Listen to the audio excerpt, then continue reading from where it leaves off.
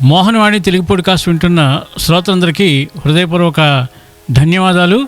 ముందుగా అందరికీ కార్తీక మాస శుభాకాంక్షలు. ఈ షార్ట్లో ఘంటానాదం వెనుక శాస్త్రీయత ఏమిటి అనే విషయం అందరం కలిసి తెలుసుకుందాం.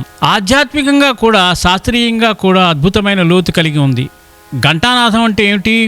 దేవాలయంలోకి ప్రవేశించే ముందు లేదా పూజ ప్రారంభంలో మనం గంటను మోగిస్తాము. దీని అర్థం కేవలం ఆరాధన ఆరంభం కాదు, అది మనసు, శరీరము, ఆత్మ సమన్వయం చేసే ప్రక్రియ. శాస్త్రీయంగా ఘంటానాద ప్రభావం, శబ్ద తరంగాల శక్తి. గంట మోగినప్పుడు అది సుమారు 60 సెకన్ల పాటు శబ్దాన్ని ఉత్పత్తి చేస్తుంది. ఆ శబ్దం ఓం తరహా తరంగాలను సృష్టిస్తుంది. ఈ తరంగాలు మన మెదడు ఎడమ కుడి భాగాలను సమతుల్యం చేస్తాయి. దీంతో మనసు ప్రశాంతంగా మారుతుంది. తరంగాల ప్రకంపనలు శరీరానికి లాభం. గంట శబ్దం వల్ల మన శరీరంలోని 7 చక్రాలు ఉత్తేజితమవుతాయి. ఇది నాడీ మండలాన్ని శుద్ధి చేస్తుంది, ఒత్తిడిని తగ్గిస్తుంది. మానసిక కేంద్రీకరణ. గంట శబ్దం మనలో ఉన్న వ్యర్థ ఆలోచనలు ఆపి మనసును పూజా దిశలో కేంద్రీకరిస్తుంది.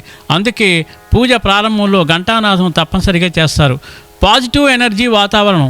శబ్ద తరంగాలు గాలి ద్వారా చుట్టుపక్కల వ్యాప్తి చెందుతాయి. ఇది మానసిక ఉత్కంఠను తగ్గించి స్థలంలో పాజిటివ్ వైబ్రేషన్లు సృష్టిస్తాయి. అందుకే దేవాలయాలు మనసుకు ప్రశాంతంగా అనిపిస్తాయి. ఆధ్యాత్మికంగా ఘంటానాదం అర్థం ఘంటాధ్వని, ఓంకారనాదం. ఈ శబ్దం సృష్టి మూలాన్ని సూచిస్తుంది. ఘం శబ్దము భౌతిక లోకం, టా శబ్దము ఆధ్యాత్మిక లోకం. దేవుని ఆహ్వానం. హే దేవా, నేను వచ్చాను, దయచేసి నా పూజ స్వీకరించు అని భావం. అంతరంగ శుద్ధి. శబ్దం వినగానే మనసు అహంకారము, ద్వేషం, లాభం లాంటి భావాల నుండి శుద్ధి అవుతుంది. ఆరోగ్య ప్రయోజనాలు. చెవుల నాడుల సక్రియమవుతాయి. మెదడులో డోపమైన్ విడుదలై మూడు ప్రశాంతమవుతుంది. హార్ట్ రేటు నార్మల్ అవుతుంది.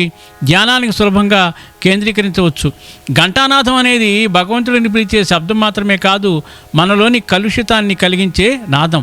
శాస్త్రవచనం ఆనందం పరమానందం ఘంటానాద సముద్భవం. అర్థం గంట ధ్వని ద్వారా పరమానందం ఉత్పన్నమవుతుంది. చాలా అద్భుతమైన విషయం. ఎక్కువ మందికి షేర్ చేస్తారని ఆశిస్తున్నాను, సపోర్ట్ చేస్తారని ఆశిస్తున్నాను. సర్వేజన సుఖినో భవంతు, లోకా సమస్త సుఖినో భవంతు. ధన్యవాదాలు. స్వస్తి.